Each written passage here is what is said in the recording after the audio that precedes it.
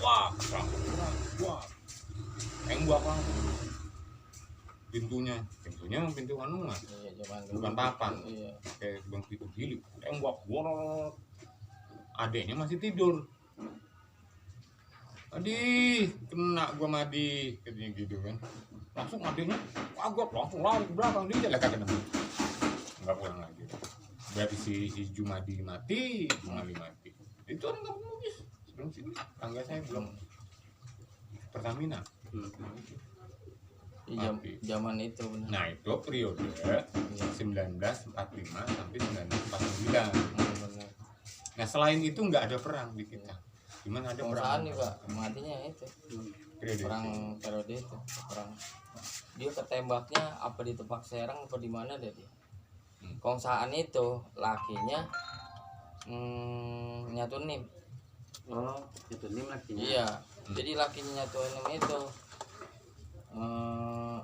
Sebelum Kong Rahimin itu sebelum Kong Rahimin Kongsaan jadi mati di anu dia mah mati perang ya mati iya tapi di makaminya di sini di Keramat Pengarengan di sini itu perang itu musim banjir Jur diceritain jadi perang itu dalam kondisi musim banjir pecah perang dia memang termasuk salah satu ya orang kita kan hampir rata-rata ya orang Bekasi itu sembahyang kagak tapi kalau orang menghina Islam nyambut golok orang Bekasi jadi dia juga begitu dia itu juara tukang adu ayam sejarahnya mah juara tukang adu ayam tukang judi dah tapi begitu diajak perang ya sama rombongan itu di atas nama Islam kan nggak ngerti Indonesia belum paham tentang Indonesia jadi yang penting ngebela lawan penjajah bangsa kita dia ngikut dan nggak ngerti zaman itu nyebut ya zaman itu patokan kiblatnya bukan Indonesia kiblatnya Kongki Nurali Islam iya jadi yang digembar-gemborin makanya nyatu aja juga nggak pernah gembar-gemborin negara yang digemborin sama dia bela agama jadi kalau orang udah bela agama pasti akan bela negaranya ternyata pada saat itu di periode 45 sampai 49 masyarakat itu bingung orang yang mau perang bingung nih yang punya apa ya punya kemampuan punya kebudayaan bingung gue mau berpihaknya sama mana nih apa berpihak ke Belanda apa berpihak ke Republik gitu dia kagak ngerti Indonesia bagaimana gitu nggak ngerti nasional zaman itu nggak ngerti nasional belum ada pendidikannya puluhan tahun ratusan tahun dipimpin sama Belanda iya menganggapnya bahwa itulah pemerintah kita gitu ya iya kan memang pemerintah Belanda nah kemudian 45 kemudian Jepang ya itulah pemerintah kita Jepang ngalahin sama pemerintah Belanda kemudian Indonesia merdeka kan pemerintahan baru kan betul pemerintah juga Indonesia asing di mata masyarakat itu Indonesia iya asing makanya pejuang dulu berkiblatnya ke agama karena ke agama memang udah dari dulu emang itu juga mau zaman Jepang emang itu Islam jadi kalau nyatu saya dulu nenek kalau dia ceritain sejarah heroik gitu sejarah kepahlawanan jadi masyarakat itu dibangkitin semangatnya itu atas dasar agama sama bangsa nyebutnya bangsa kita kan nyebutnya iya bangsa kita jadi nyebut bangsa kalau nyebut orang Belanda kan bangsa apa disebutnya ya bangsa orang negeri orang luar gitu orang negeri nyebutnya Bumi Putra jadi bukan enggak orang negeri kita nyebut dia iya orang luar orang luar negeri enggak orang negeri orang luar itu kayak ayam gitu ayamnya negeri kan gitu jadi orang negeri orang bule gitu orang negeri sama orang negeri itu orang sono orang luar jadi kalau kita disebutnya dulu nyatu bangsa kita nyatu aja almarhum semua orang barat itu disebut sama dia Belanda jadi nggak tahu kalau Belanda itu nama negara makanya dia menyebut orang luar itu orang tua dulu nyebutnya termasuk mereka orang negeri tuh nyebutnya Belanda nggak nyebut orang Amerika orang Israel Australia nggak ngerti nyebutnya itu Belanda semua tuh karena kan pemahamannya nggak ada zaman dulu asal ada orang bule berarti dia penjajah asal ada orang negeri itu penjajah iya makanya yang kudu dilawan karena dulu kan begini dogmanya bahwa orang orang Belanda itu, orang bule itu ngejajah bangsa kita, nindas bangsa kita begitu, bukan orang itu menjajah Indonesia, nggak ngerti. Makanya Tuh Haji dulu termasuk dia, makanya dia juga pernah jadi nyiapin konsumsi buat Hizbullah, karena dia pernah cerita begini, di saat digerebek dulu yang diperiksa pertama jangan lagi senjata, punya piring banyak ditangkap. Begitu? Iya, punya piring banyak ditangkap. Nah kebetulan Tuh Haji itu dulu punya piring banyak, paso, disebut paso gitu kan, nasi panen juga lo banyak, semuanya banyak, bahkan memang dia punya pedang Hizbullah dalam jumlah banyak. Kenapa? Tentara ngasuhnya sama dia. Tuh pernah suatu kali digerebek ya kan, waktu itu kurang lebih hampir ada 40 sekian Hizbullah gitu di anu dia itu, atas izin Allah pedang His itu, pedang His kan panjang tuh, panjang, ada yang pakai tombak juga, itu nggak sempat diumpetin, jadi diselapin di ginian nih, apa namanya nih ya, kaso. Iya kan, rumah orang dulu makan kadang tinggi, rendah-rendah kan. Orang bule kan hampir 2 meter. Itu tinggal nggak mentok doang palanya itu. Itu alhamdulillah itu nggak ada ngeliat. Nyatu aja yang ngadepin dewek. Dia emang pemberani. Nyatu aja itu. Nah itu kejadian itu di cabang 2. Di cabang 2. Nah masih tinggal cabang 2. Masih tinggal cabang 2. Nah dia terus piring-piring yang banyak itu emang disiapin rencana ntar sore keluar pada orang ini udah pada istirahat, orang-orang di sini istirahat kan makan tuh. Itu makan yang segitu banyaknya cuma ditutupin setangan. Orang zaman dulu bukan. Orang zaman dulu setangan itu semacam kayak kudungan. Orang zaman dulu kalau pakai kudungan kan timbang digini dong, udah diikat gitu. Setangan. Iya. Disebut itu ditutupin itu doang. Alhamdulillah Tuh Haji memang banyak kebisanya itu. Alhamdulillah Belanda itu ke dalam itu nggak lihat, bro, itu ngampar. Atau pannya kan gede-gede, paso gede-gede itu nggak kelihatan. Pas sayur aja pakai tempat yang kayak disebut apa, tahang apa tuh sayur. Tahang. Iya, tempat air. Tahang. Iya, saking karena ngomong pada namanya itu dulu kan nggak ada bak gede, nggak ada bak ya, pakai tahang. Itu ditutupin sama tangan nggak kelihatan. Nah termasuk juga dulu Tuh Haji punya simpenan Kong Haji Ngorad yang dimakam nih, keramat itu kan punya yang emas itu, batangan emas tuh kecil-kecil segede korek. Itu dimasukin ke dalam kalencatnya ini, takut diambil sama Belanda, kemudian diceburin ke lubang penyampaan. Itu Tuh Haji, dan sampai sekarang nggak pernah digali karena Tuh Haji ngelarang di zaman itu. Dan titik penyampaian itu Saya tahu. Dan keluarga nggak ada yang pernah. Nggak, saya pernah nyoba Tuh Haji larang. Apa alasannya? Nah alasannya karena bahasa dia pakai bahasa nanti minta sampi sepasang. Gitu. Iya. Udah itu doang. Jadi nggak boleh keluarga itu ngambil itu. Oke. Ada informasi yang di dekat rumah mau sekarang. Itu gang depan yang pernah digali itu. Yang gang depan ke masuk itu masuk ke rumah karyawan jenab. Itu. Nah itu begini sejarahnya itu kenapa itu digali. Jadi dulu banyak orang dari daerah luar pada nyari gonda, nyari apa di situ sering nemu emas. Awal mulanya saya kan termasuk kenapa banyak tahu tentang itu, saya kan ngikutinnya Tuh Haji dari kecil.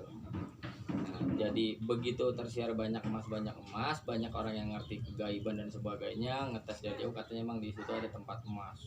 Dilihat dari jauh katanya di situ ada harta karunnya. Akhirnya dimintain izin digali di itu awalnya. Digali. Pertama penggalian bukan yang lubang itu. Kalau mau tahu mah pas yang sekarang dibuat jalan yang dikasih ke Boncel. Digali itu isinya kan batu doang kayak yang di Candi Penduhur sama itu isinya. Ama dalam kedalaman hampir 2 meter itu sama kodok.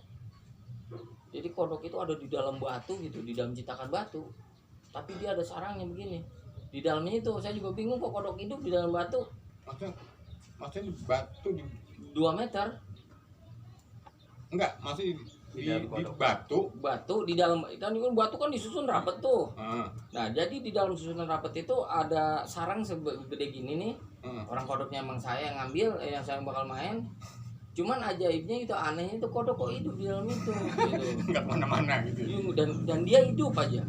Nah begitu ditangkap gitu sama Kong Haji Almarhum, kan dikasih saya. Itu Kong saya diomelin menyatu zaman itu. Mikir apa Ki katanya, mana ada kodok hidup di dalam batu di kedalaman 2 meter. Itu dong batu kan disusun sampai ke atas tuh kan. Nah ditemuin cuman itu sama semacam apa itu kayu, kayak semacam dibentuk kayak apa ya, kayak kapal batas gitu, sepasang 2 biji gede. Maksudnya patok. Iya patok benar. 2 biji utuh itu. Sekarang kayaknya nggak tahu di kemana gitu. kayaknya siapa yang nyimpen? Kalau dulu memang ada disimpan ya, karena banyak tamu ya, terutama tamu itu yang ngerti-ngerti upa-upa ada sama. Nah itu digali, cuma dapet itu. Nah digali lagi sebelah tuh yang sekarang jadi empang, itu bentuknya begini, stupa, ada 3 bentuknya. Sekarang gua kalau digali stupanya masih ada, karena itu batunya belum diambil semua. Enggak, kalau stupa itu muter begini ya, terus muncul begitu. Jadi awalnya seperti itu ditemuinnya.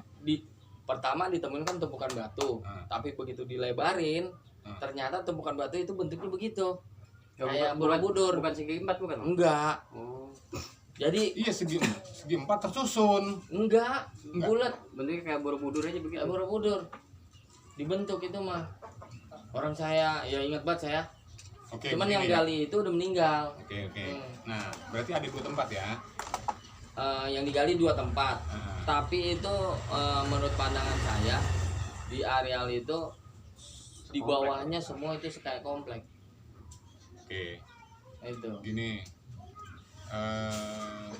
Itu nggak bisa kita katakan sebuah kebenaran. Ini kan folklore kan. Iya. Cerita ya, jadi cerita. Kecuali ya memang dibuktikan Dengan penelitian secara dengan penelitian. Ya maksud saya kalau memang itu kan hak ente pada nih keluarga. Kalau memang ada kenyataan mau diangkat gitu, bukan mau diangkat, mau dipindahin, bukan, tentang kesejarahannya, terus tindak lanjut ke depannya gitu, saya bisa penggalian. Itu kalau digali semuanya yang isinya batu. Iya, makanya pertama begini, batunya ini batu apa? Bisa kan itu dulu, bisa kan? Itu kan empang itu kan dulu cuman begitu digali emang isinya batu semua gitu, nyatu aja. Dulu yang itu tuh tujuannya bukan nyari apa-apa, emang mau bikin empang doang. Oke. Batu ini kan begini ya. Ada batu peninggalan kerajaan, zaman kerajaan. Ada batu peninggalan zaman Belanda. Oh gitu ada ya, benteng tuh ya? Bukan. Memang bangunan. Belanda.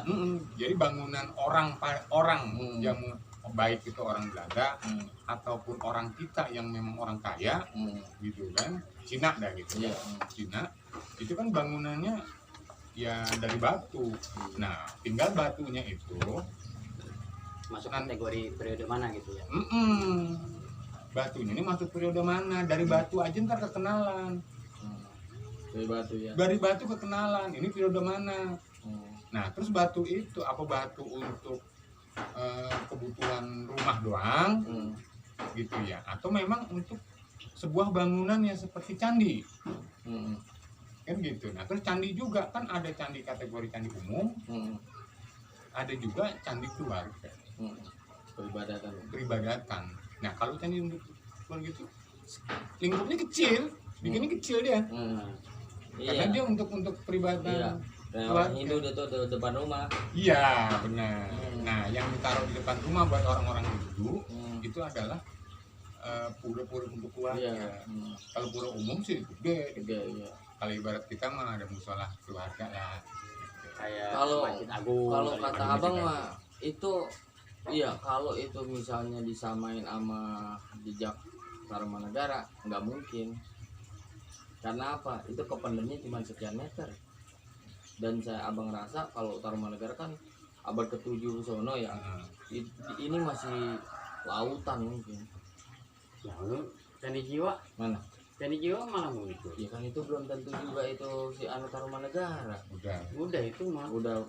Ditandainya Kan ada batu ini. karbon mas. Ada uji uji karbon. karbon. gitu. Uji karbonnya itu Berarti wilayah kita udah ngelewatin berapa fase gitu. Iya, Udah kan pernah itu tadi. timbul, pernah tenggelam gitu ya. Iya.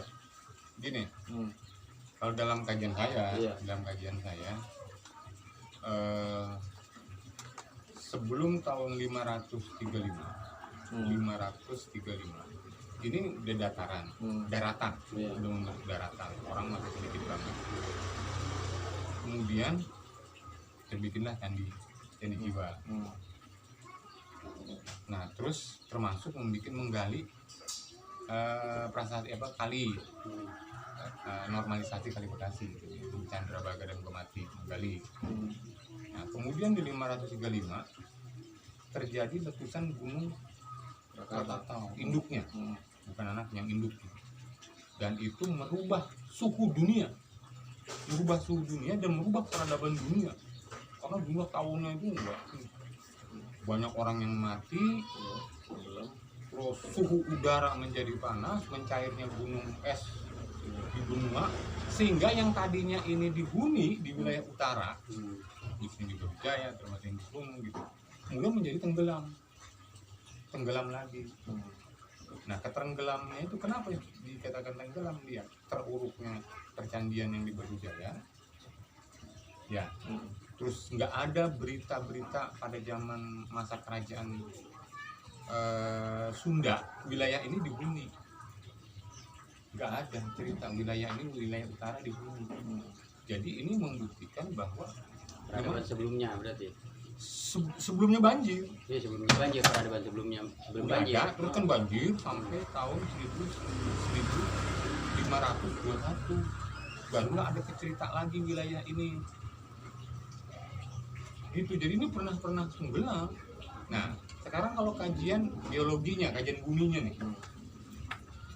wilayah Lemah Abang, ini Cibitung, terus Tambun, itu tanahnya merah. Tapi mulai jalan kemarin, hitam. Nah, itu menandakan beda ini, bukan beda masa, tenggelam, yang hitam itu tenggelam. Nah, kalau yang merah itu nggak pernah tenggelam. Iya. Dan tenggelam itu bukan tenggelam sebentar. Kalau timbang banjir, tenggelam banjir mah kering lagi, nggak berubah. Tapi kalau sampai tempo ratusan bahkan ribu tahunan, di tahun 969 ya, 669 sampai 1521. Ribuan kan? Iya. Ribuan tahun wajar, nggak ada penghuni di situ, tenggelam. Dan Candi Borobudur ya tertutup, luruh, gitu kan. Gunung juga di Batu Tumbuh itu juga asalnya nggak kelihatan, kemudian kedorong. Kalau Batu Tumbuh di mana? Cakung. Cakung ya. Cakung misalnya di Kelurahan Tubuh. kayak gitu. Jadi posisi di sini itu terendam. Baru muncul ya masa Siliwangi. Masa Siliwangi udah 1200. enggak. Siliwangi itu udah 1500. 1500. Tom Fairs nih yang dalam penjelajahannya, Tom Fairs itu di 1513, 1513 sebelum Portugis kemari. Dia kan ini dulu survei dulu wilayah. Nggak masuk kali Bekasi dia masuknya ke kali Cakung, kali Ciliwung, Citarum.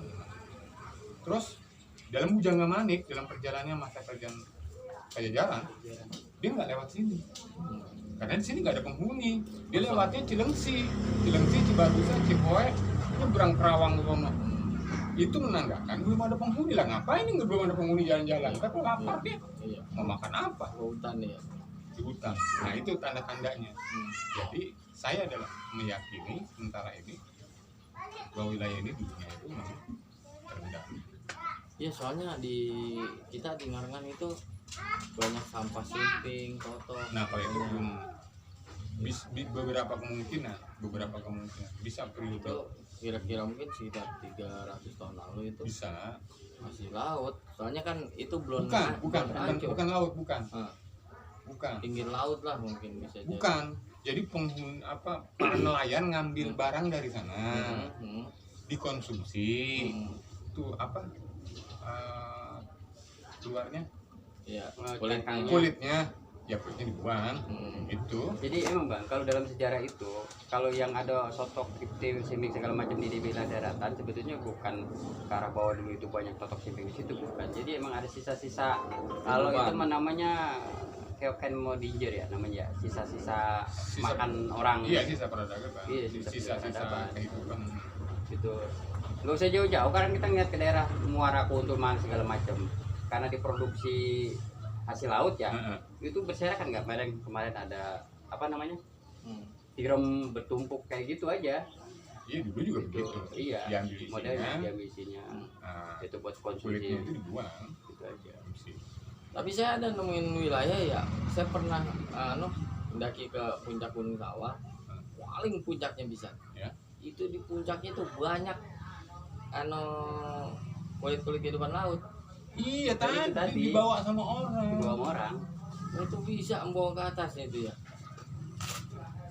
Ya iyalah. Itu Namanya barang makanan. itu dalam jumlah banyak loh. Iya. Itu sekarang aja di sana nggak ada kehidupan, ngambil puncak gunung. Ya waktu itu ada kehidupan. Kehidupan itu ada siklusnya bang. Hah? Iya, ada siklusnya. Kehidupan itu nggak terus bertahan sampai, kalau bertahan sampai sekarang besar itu berarti ada peradaban pemerintahan yang berjaya gitu. Entah zaman kapan itu di situ dulu kali ya, apa namanya, termasuknya kampung kali ya. Karena Sekarang kan hutan belantara. kita nyambungin ke cerita ini aja dah. Oke, lanjut ke sini. Bukti ke apa, Sumedang Larang ya kan. Kenapa Sumedang Larang ini di sini peradabannya nggak begitu kentara ya, kalah sama Cirebon, kalah sama Banten gitu ya. Iya, di situ aja. Kenapa? Secara politik Sumedang Larang kan kalah itu gitu. Jadi peradabannya nggak bisa muncul gitu, kalah sama Cirebon dan Banten. Karena pada saat itu dia kan berkiblatnya kemana? Ke Mataram. Dan itu lebih diperkuat lagi karena Wabab itu dia malah lebih paham ke Sultan Agung ketimbang Sunan Gunung Jati sama Sultan Maulana Hasanuddin gitu. Bisa jadi dulunya mungkin orang-orang tua dulu kita itu sering ngedoktrinnya bahwa Sultan Hasanuddin lah gitu, bapak kita gitu. Sultan Hasanuddin, Sultan Agung. Banten ya. Jadi, Mataram. Jadi gini, Mataram. gini gitu ya. Kalau bukan menurut saya, kalau pengen ada pembuktian gitu, untuk lebih jelas,